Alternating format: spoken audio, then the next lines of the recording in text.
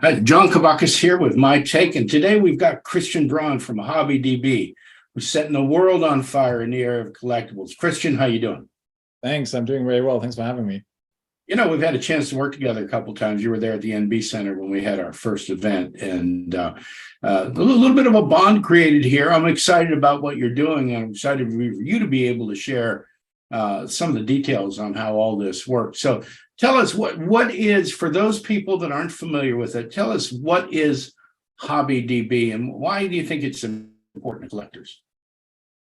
So hobbyDB came out of two experiences. One, I used to collect Matchbox.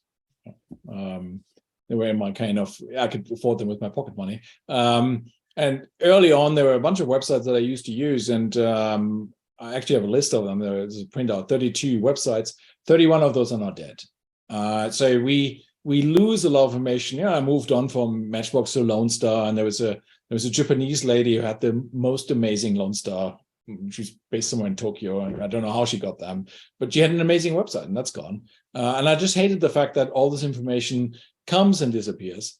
And then secondly, I loved the idea of Wikipedia, but Wikipedia didn't allow me to add what I like.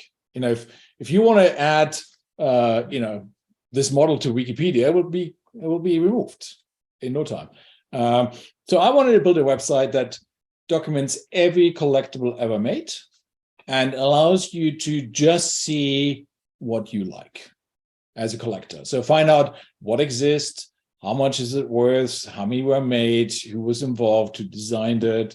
You can create your own collection, you can create a wish list, you can share that with other people, you can create your own online museum, your own website, all of that in one go for free. That's amazing. So you've had this dream to bring all collectibles onto one site. That's pretty ambitious. How long have you been doing this, and what collectible did you start with? So the very first entry, I had a colleague, Andrew, and he likes Corgi toys and he likes James Bond. So the first few entries, if you go to the site, you can see them. You can just sort them by most earliest entry, and you'll find there's an Aston. It's neither an Aston Martin or a Ford Mustang. That was in the James Bond movie.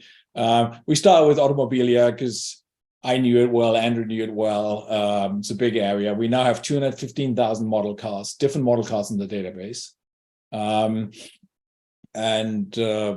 From there, we tend to like to add everything of something. What I mean by that is, one of my favorite brands is Autocult. We have every Autocult they made. Or Brooklyn Models, right? We talked to Brooklyn, they wanted an archive, so we added everything. You have helped with that. But I think we have 99.99% of what Brooklyn has made. And maybe something missing there somewhere, a prototype or something early that they didn't know about. But we've got everything else. We've got pins. I think we've got a mug. We do internal documentation. So there's a Matchbox designer who put up maybe 400 Matchbox drawings that he did for Matchbox.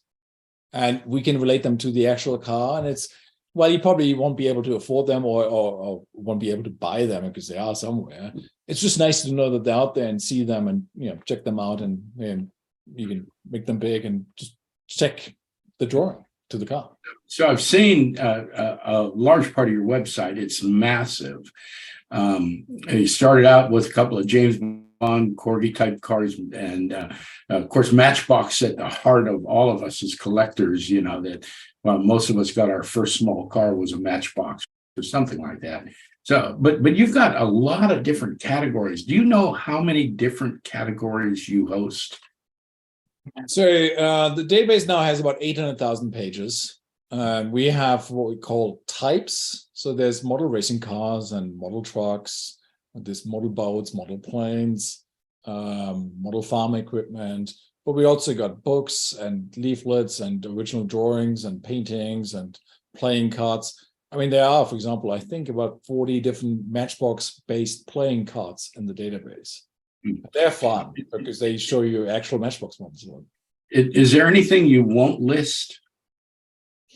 So the test is everything gets added by our what we call squad members, by the volunteers. the very first website, everybody was allowed to add everything. That turned out not to work, unfortunately, because there's scammers and spammers and people that just take advantage of everything. And there's also a few people, we have built rules. There are now 250 pages that outline, for example, what do we name a toy? What's the reference number? It's not always that easy. For example, a Hot Wheel has 3 different reference numbers. How do we add the reference number to the system so you can sort them so that makes sense? So there's a lot of rules that have been built over time.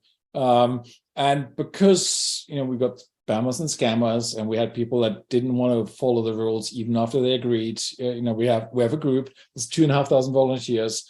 We often discuss needs for new rules. So, for example, we've just added 3D printed material. Yeah. And they're model casts. Some of them are pretty nice, actually. How do we do that? And so we decide, what do we add? How do we add it? And then people have to follow that. So now you have to be invited to add to the site. But there are 2,500 people. And to answer your question, if they want to add something, they can add it. Mm-hmm. Now we've got a few questions about pornographic material. We don't really want that. We don't really want to have anything that's that's Nazi material or so. I mean, so there's a few issues there that we have to build rules around. There's this there's historic material, and then there's stuff that we may not want to have. But it's a tricky area because I want to document every collectible ever made. So you've got a core group of people that monitor this, and you mentioned the squad a little bit earlier. I want to talk to you more about that in just a second. But I also know that that you've been actively recruiting people. You've had a couple of GoFundMes. Is it possible for people to own a piece of hobbyDB? Yeah, I mean, so to get to our target of documenting anywhere close to documenting every collectible ever made, we need 100,000 volunteers. Wikipedia, I think, has about 6,000 active now. They're kind of done the, for me, Wikipedia documents the important things in life, the politicians, the wars, that kind of stuff. We do mankind's lesser achievements. Mm-hmm. We don't mind if you make a custom, and we have a lot of Brooklyn customs, for example, you can add it. You can be your own brand. So anything can be added to the site, which basically means we need a large number of people helping with this. And when the Jobs Act came in place, the Jobs Act allowed you basically to go to people that are not accredited investors, that don't have 2 million net assets, basically anybody, and saying, hey, you can own part of this thing of hobbyDB. So with that possible, we've just started our fourth crowdfunding. We have 1,400 shareholders. Shareholders are people like James Cowan is a shareholder. You have some shares. Mm-hmm. James Cowan is a shareholder. He runs Automodello. Larry Wood, who's a 50-year designer with Hot Wheels, has some shares. But so do a lot of our volunteers, and that's what I want.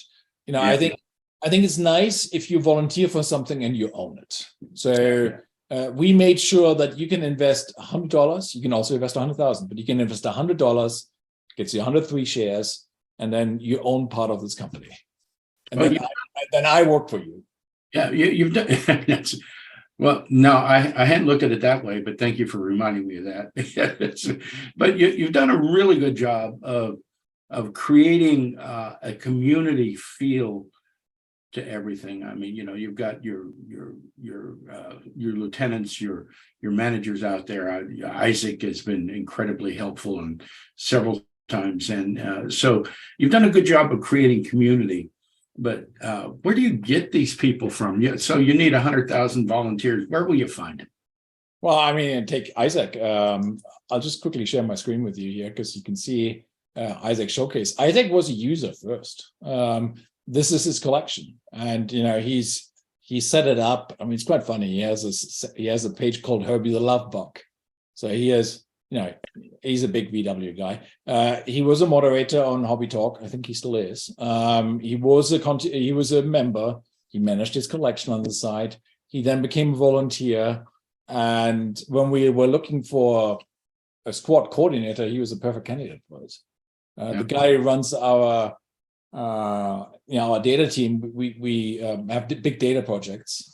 Just to show you, this is loads of CDs of data that we can use. For example, this is 25,000 racing drivers that we all like to add to the site.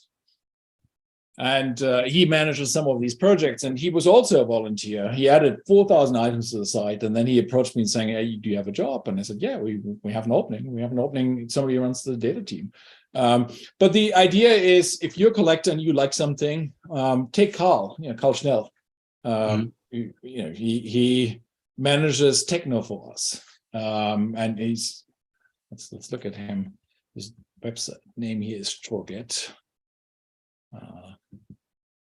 There he is, and he's managing for us Dugu, Funho, Alpha Model 43. He's a big Alpha fan. He likes Merklin, so he manages the Merklin pages here. Rami, SMTS, which he added, and a few others. And so Carl has now added 5,000 items to the site. My gosh. So he's extremely prolific. And he just retired recently, and he's busy. I know. It gets better. So, all of this seems exciting. It seems very technical. Do you think you need to be a techie to be able to help out? No. I mean, let's say, you had this T2 VW van transporter. Let's say you had a new version of that we don't have. So this is the Dutch police. Let's just assume you had the Swedish police. You just click on the add variant button. All you got to do is change it to the Swedish police, maybe change the colors, go down here and save it. So, you can add metal in, you can add a model if you have photos in 20 seconds. So do you have training available for somebody that's just coming on? Yes. So we're based, we have the squad is basically 5 levels, and you start off as a contributor. You can do certain things and you get some training on that. And Isaac is there to help you with questions. We also have a Facebook group that we're using to help each other and to have discussions. We're planning to move that to our own forum, but at the moment we're using Facebook for that. So yes, you get all the help you want. And there's self-help because there's 250 pages of instructions, and there's, hey, I don't know how this works. Plus, whatever you do, everything can be fixed. So if you add something and it's not quite right, and it almost always happens the first time, we'll just go through it together and we explain, hey, for example, the brand is whatever the brand is, and you haven't added Volkswagen here on this page. So just add it and add Volkswagen. So we will always do that with new squad members. We'll just add something together. I love that. It sounds simple. Does a volunteer need to have any special equipment at home? A computer. A computer? And you can also use your phone, but I personally call me old-fashioned. I like my computer. Doing it on a mobile phone is too fiddly for me. It's done, and many of our younger users use the mobile phone only. We also have an app, which you could use, but I personally prefer the old-fashioned PC. Yeah, I think I do too. It just makes things a lot easier. So you're looking for 100,000 volunteers. I know you want to have 1 billion listings at some point. As far as people that are just getting involved, Christian, what are the benefits of being involved in that first couple steps to be able to enter items onto the database? What benefit is that to those folks? Well, remember, we have 580,000 members, and only 2,500 of those are members of the squad. You can just use the site for free. You can build your collection. You can find out what exists. You can buy stuff, sell stuff, etc., etc. All of that is doable anyway. I think the advantage of adding something, you get a better. We're only charging 5% on sale, and that's kind of financing running the site. If you're a shareholder, it's 3%. So you get a little bit. If you're a squad member, it's 3%. If you squat my shell, that's 2%. So it helps there. But really what it does is I think it's satisfying. And plus, if you collect something that we don't have 100% yet, you can add it. So a lot of people start that. I mean, you add your Hot Wheels. We have 55,000 Hot Wheels. We basically have almost everything. But maybe you have a prototype we don't. Well, then if you want it in your collection, you got to add it. Yeah. Well, look, I got to tell you, I signed on after meeting you in Allentown, and there's a level of excitement in creating something like this. There's a level of fascination in being able to add to the database. And for the guys I know that are involved in hobbyDB, it's a way to stay deeply involved in the hobby. It's a way to give a little bit back for all the joy we get out of collecting our little collectibles. But for me, the biggest benefit is that community. I've become friends with Isaac on Facebook. I'm friends with you on Facebook. So it goes a little bit beyond just being involved in the website. There's a sense of doing something that I think is important. And that, for me, that's what hobbyDB offers. I love how easy it is to use. You've been working on refining that search engine. And from the moment I started to this moment now, it's getting easier and easier to find exactly what you're looking for. So I appreciate the fact that you're constantly working on it. Where do you think, now that you've got started on this and you've got this large variety of items, just about anything collectible, we can find something of it on hobbyDB. Where do you think the whole collectible market is headed? What's the next thing around the corner? Ooh, that's a good question. We had NFTs. Luckily, that's passed. I personally wasn't a fan of it. Having an image of this just doesn't do it for me. So I think the NFT thing has passed. We're 3D printing. We'll find out how that's going to work out. That's getting better and better.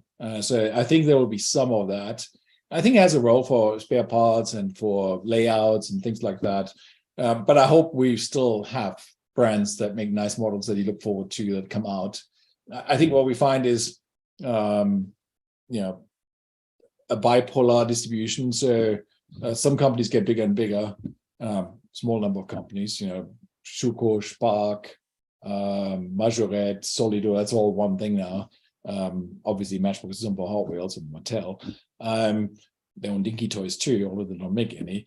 And then on the other side, people like Brooklyn Models, or we talked about Sergio Goldbach earlier, or Automodello, or Autocult, or Matrix. There's some amazing stuff out there. I hope that those guys make it. And times are hard for those people, but I hope they make it because there's so much creativity. Yeah. I think there's a lot of exciting things going on in die-cast, resin, white metal collectibles, but there's a lot good. For me, my dad, who grew up during the Depression, used to collect what I thought was weird stuff, boxes. He would come home from the supermarket with boxes, and we could never use the boxes because he was saving them for something. But dad was a compulsive collector, and I got that bug from him. And all you have to say to me is, "Oh, this is limited edition. I don't care what it is. I want to collect it." So settling with automobiles was a natural for me because I love cars.